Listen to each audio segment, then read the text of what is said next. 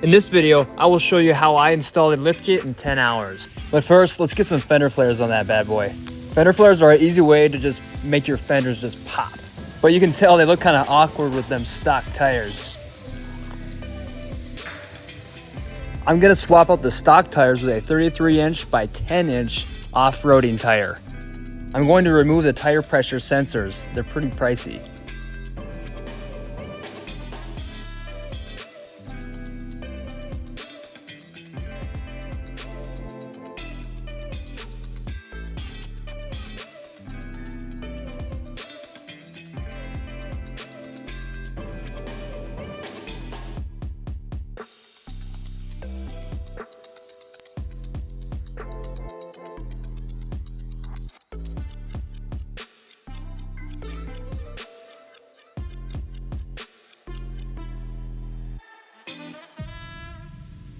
Having new tires and rims definitely help fill the fenders up.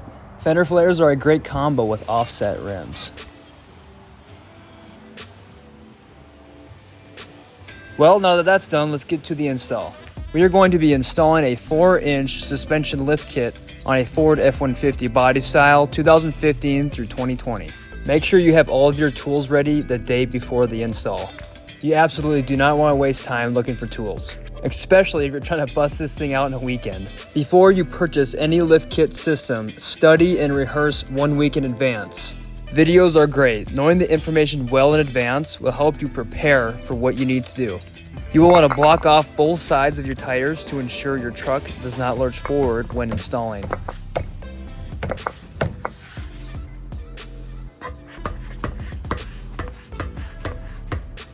Now let's get that kit wheeled over. You will want to make sure you have all of your parts before you start removing parts from your truck. Lift your truck with your floor jack from the frame and place your jack stands favored towards the front of the frame. With the truck lifted and back tire secured, you will want to remove your front tires. Remove your brake caliper and rotor.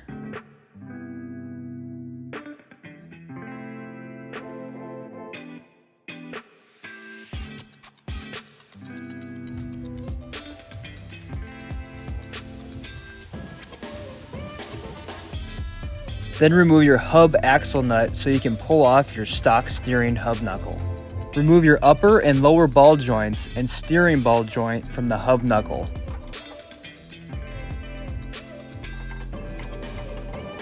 Make sure your brake caliper isn't hanging from your brake lines.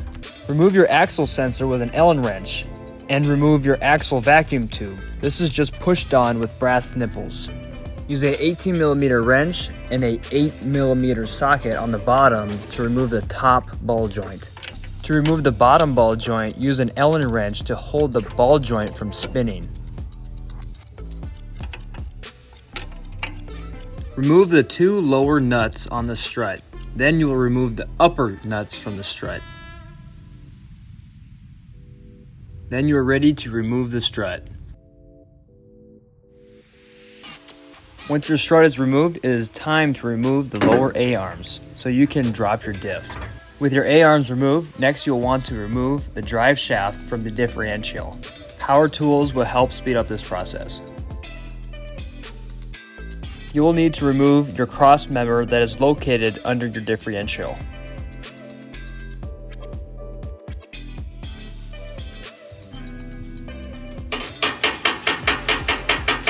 Remove your upper differential bolts. Make sure you have a floor jack underneath your diff before removing the diff bolts. The upper diff bolt will hit your steering shaft. This was a little tricky to get out, but with a little bit of time and effort, I was able to get it out. I use a pry bar and slightly pried on the U-joint and the alternator. Use caution when doing this. Do not pry too far, just far enough to get the bolt past. The bolt will eventually come out, just take your time. With the diff out, install your differential lowering brackets. When you remove the diff, make sure someone else is there to help you. It's a little awkward to maneuver under the truck.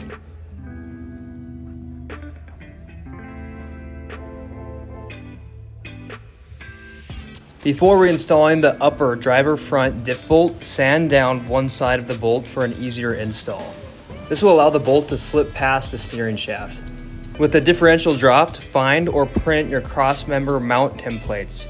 You will have to cut the stock mounting brackets. There is a front and rear template.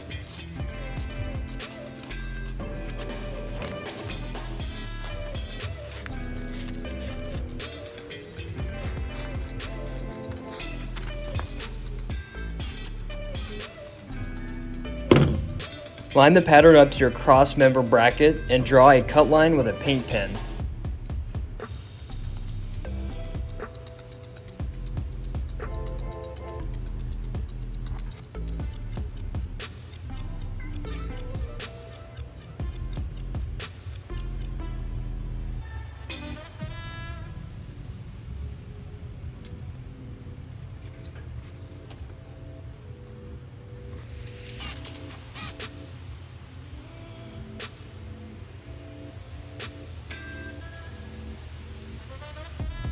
So I couldn't get the Sawzall angled to the proper position. I just ended up using a side cutter grinder and an angle grinder. The Sawzall is going to have to get benched.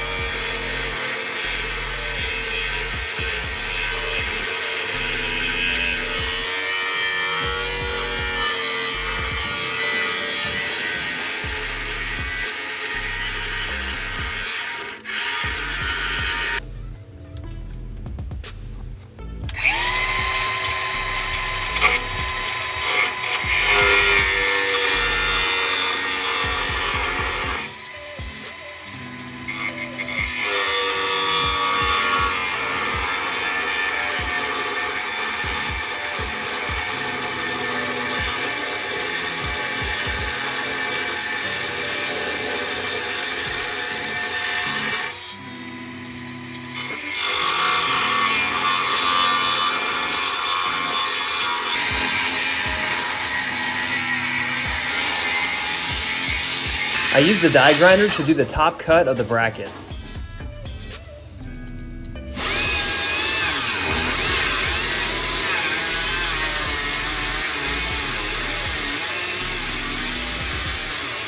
Quick shout out to our sponsor, FAS-TOP. FAS-TOP is a unique truck bed cover that can incorporate a tonneau cover and a topper in one application. Made with premium top-of-the-line materials, FAS-TOP has 30 plus years of history in the truck automotive industry. The FAS-TOP gives your truck a cool and rugged look, separating you from the herd. Use discount code LIFTED and get yours today. The FAS-TOP is built and tested in North Dakota, so quality is guaranteed. The inventor of FAS-TOP was one of the originators of the first functioning roll-up tonneau cover. It's always a good day when you're grinding stock parts off your truck. You just gotta enjoy the little things, you know? I did end up using the Sawzall again, and the battery died on me mid-cut. But no need to get discouraged. You always got another one.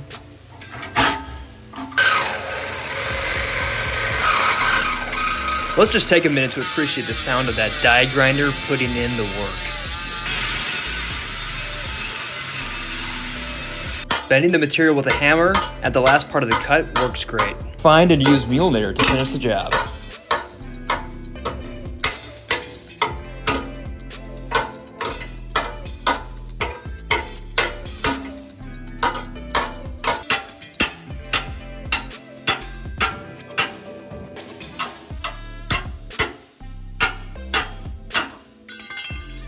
This bracket was awesome to cut out. Go back and buff your rough edges. Make sure you get a paint coat on the raw edge material. If you have a new aftermarket strut, you can skip this step. Install your studs into your strut spacer. Use the smaller holes.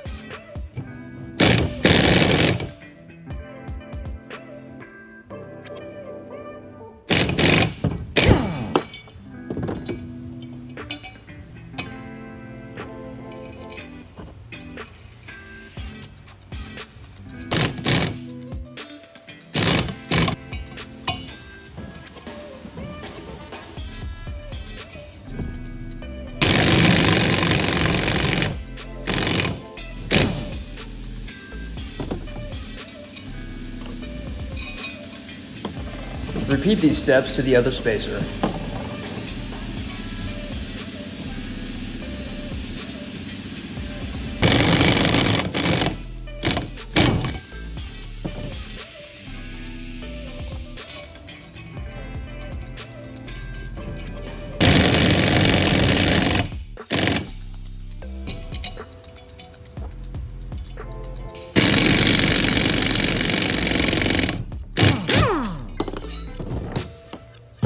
Slide and fit the strut spacer to the top of the strut using the bigger holes and tighten the nuts.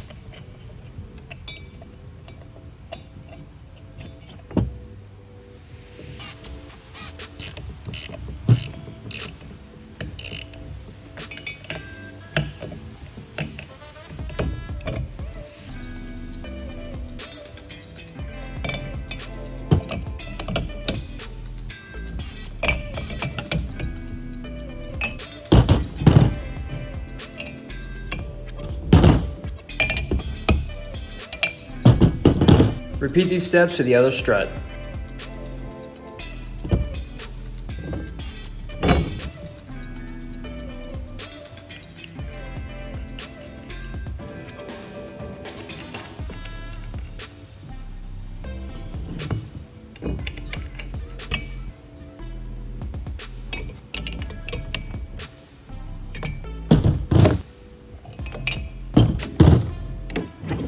Now that the strut spacers are installed, we can move on to the hub steering knuckle.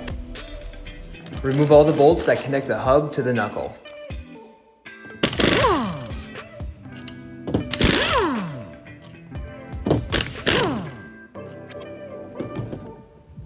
Remove the vacuum synced gear housing from the knuckle.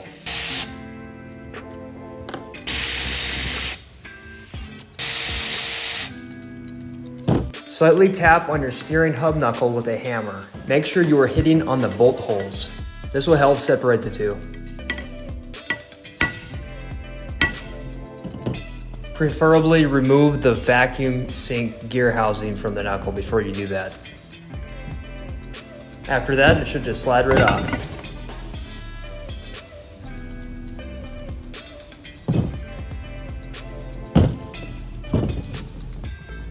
Reinstall the hub to your aftermarket steering knuckle. Make sure your hose connectors are aiming up. You will reuse the factory bolts.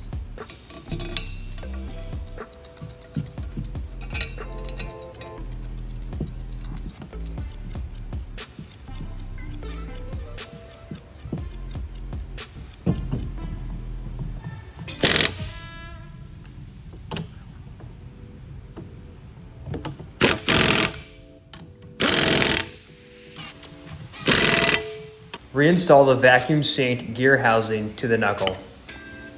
Make sure the gears are aligned before you start tightening any bolts.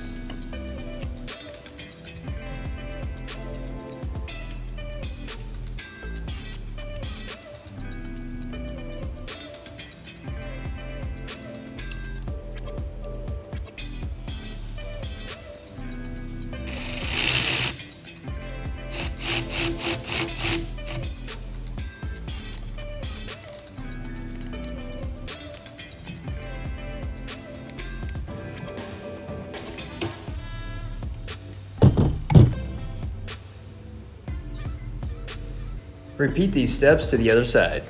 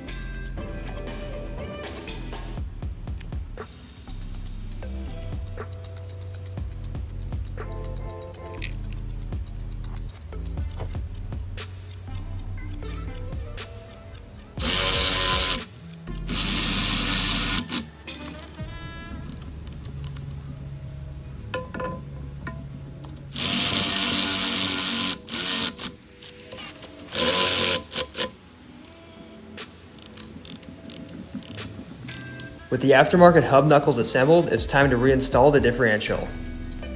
Make sure you have your differential lowering brackets installed to the specified location. Reinstalling the diff can be tricky. Have a friend help you position the diff into the right place.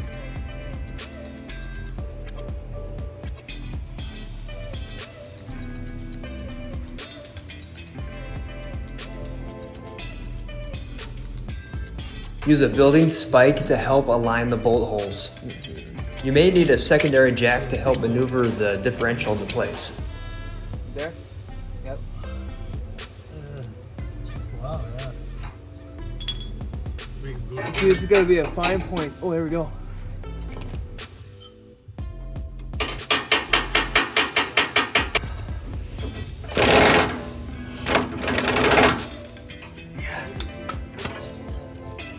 Don't forget to install the included differential vent tube.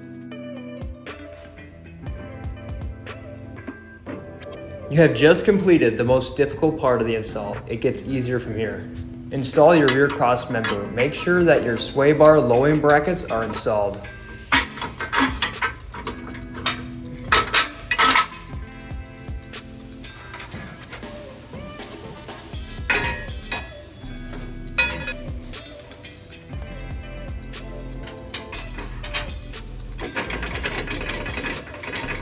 With the cross member installed, now you can tighten up your sway bar lowering brackets.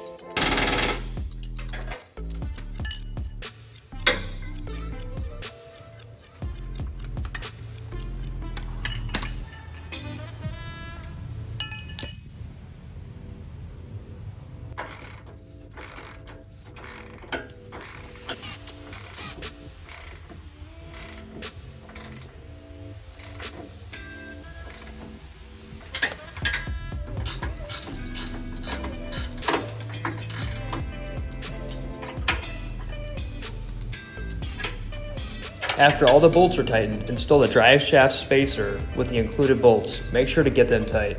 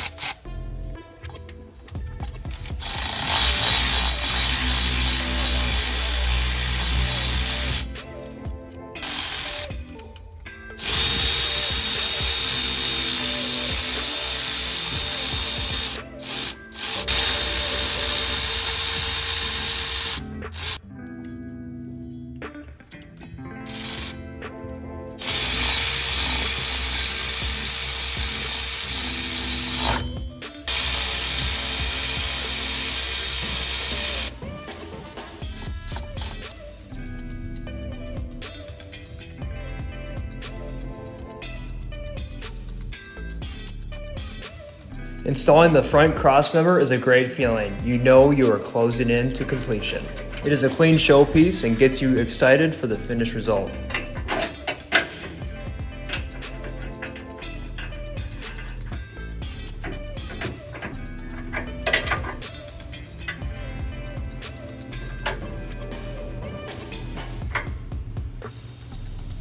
Reinstall your A-arm to the new lowered cross members.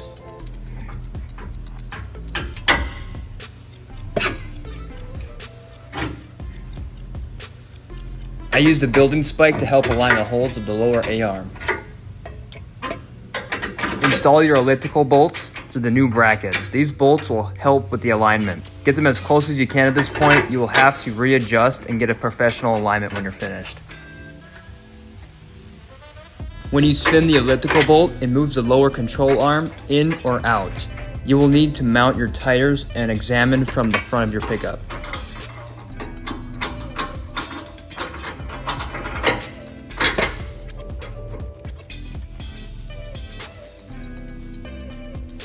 Install your skid plate to the bottom of your cross members.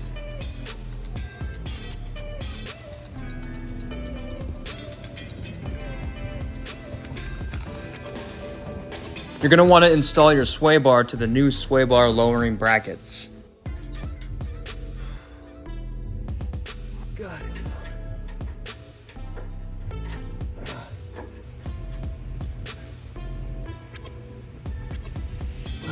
With the lower portion of the kit complete, install the brake line drop-down brackets. You'll have to massage the length out of your brake line on the driver's side to be able to remount your brake line bracket. For the passenger side, all you have to do is remove the brake line from the brake line clips and lower the bracket.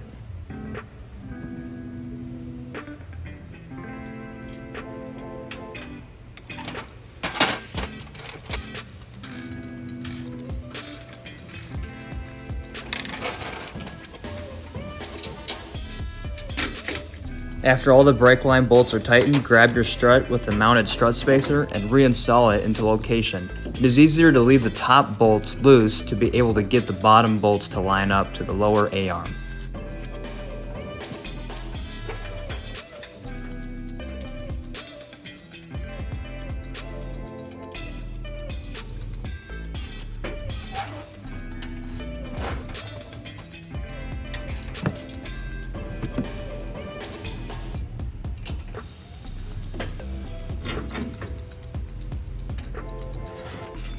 I was thinking about putting something like that on the Bronco. It was hard to get on. Now that you have the strut back into the original bolt holes, tighten all the bolts and repeat these steps to the other side. Oh, it hits that.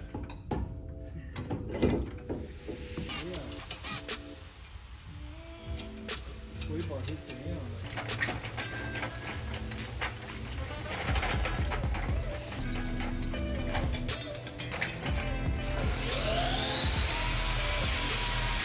Now that the new struts have been installed, it is time to install the new axle hub knuckle. I like to catch the bottom bolt first so it supports the weight of the hub knuckle. Doing it this way makes installing your axle drive shaft way easier. Make sure your gears are aligned. With the gears lined up, tighten your axle drive nut. Lifting up on the lower A-arm allows the top ball joint to install easier. This will compress the strut.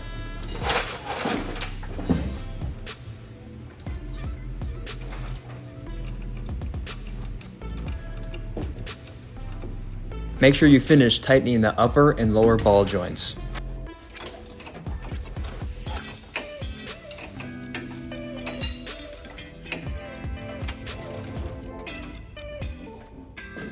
Reconnect your axle speed sensor and vacuum tube to the hub.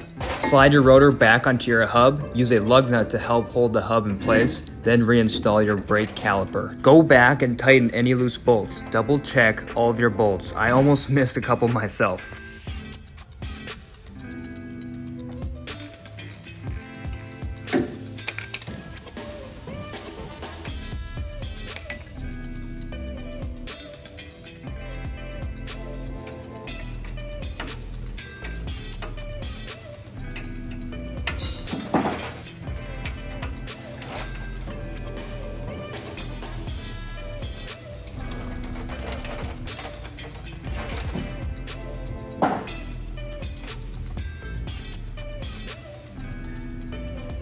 Get the lower elliptical bolts semi-tight. You'll have to readjust. After you reinstall your tires, do not go for a test drive. Align your tires as close as you can. This is a close-up of the elliptical adjustable bolt. This bolt will push the A-arm in or out, changing the pitch of your axle hub knuckle.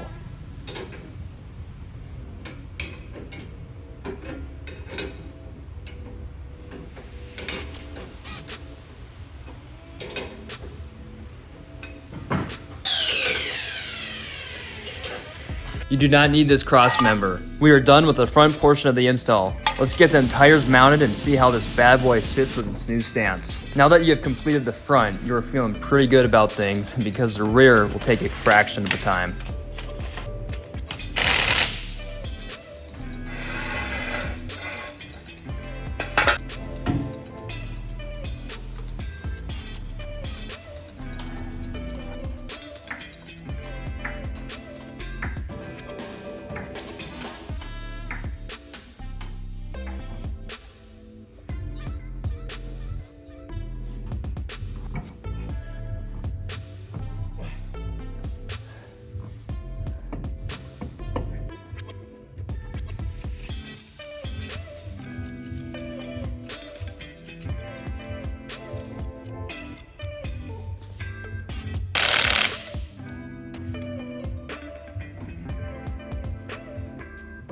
Oh yeah, I went with a 4-inch lift so it's not sitting too high. I got it looking just right. It's crazy how fast the back goes. Lift the rear portion of the truck, place your jack stands, and make sure you have those front tires blocked. Remove both of your rear tires from the axle.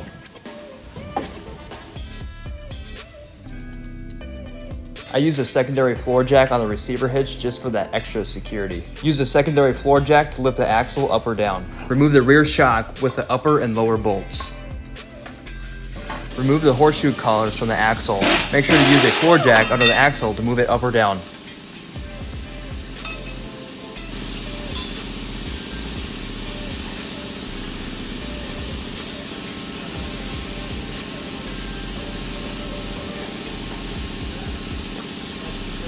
Reinstall the new lift kit spacer. Reinstall the spacer with the new horseshoe collars.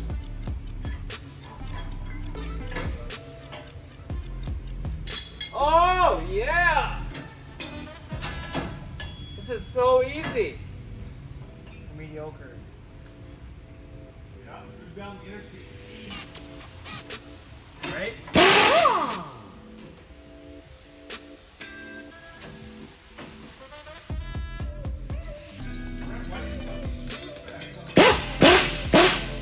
I don't think I have to. Install the suspension limiting block to the axle. This will work with the stock rubber bunk.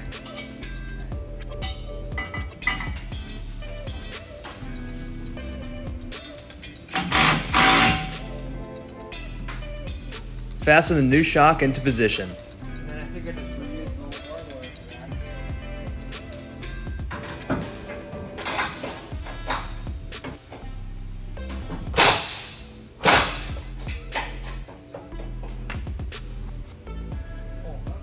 Right.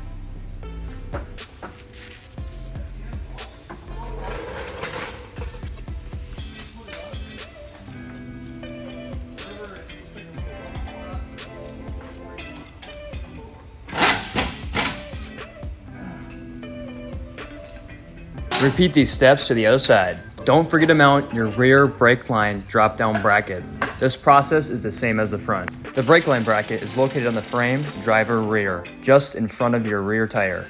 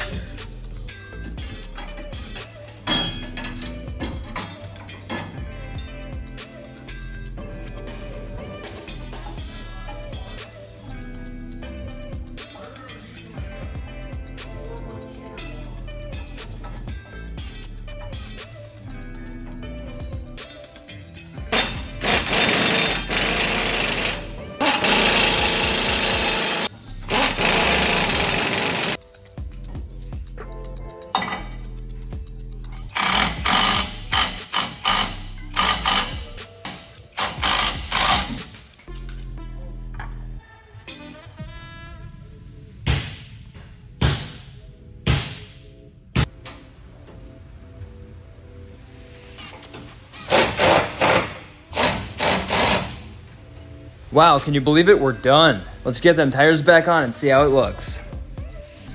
It's always good to have a friend around to help. Those tires get heavy towards the end of the install.